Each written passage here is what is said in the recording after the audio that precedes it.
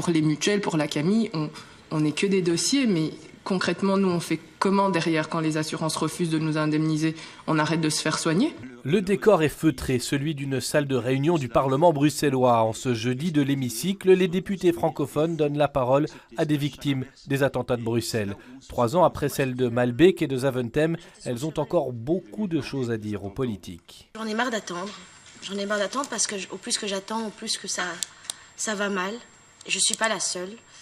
J'ai l'impression de mourir un peu à petit feu vers l'intérieur et d'être pas comprise. Se faire aider est, paraît-il, possible, mais obtenir ces aides relève du parcours du combattant et les remboursements ne sont pas à la hauteur des dépenses imposées. On m'a dit aussi que j'avais droit à me faire soigner par un psychologue parce qu'il était important pour moi, après 3 tentatives de suicide, de me faire soigner. Je vais être remboursée. Je me dis, bon, on va faire ça.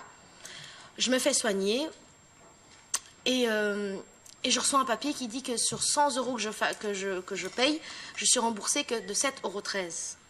Au fil des témoignages, on réalise qu'il existe une infinité de différences de traitement selon le statut de la victime, employé ou indépendant, capable ou non de constituer son dossier. Le terrorisme, ce n'est pas un risque privé, c'est un risque public. Le terrorisme, c'est une attaque contre les valeurs fondamentales de notre démocratie et les victimes du terrorisme sont des martyrs de notre démocratie et c'est pour ça que l'État doit être là pour les indemniser. L'association V-Europe qui participait aux échanges l'a rappelé, elle regroupe 250 victimes, autant de traumatismes de vécu et de caractères différents, réunis par un même besoin de justice qui se fait attendre.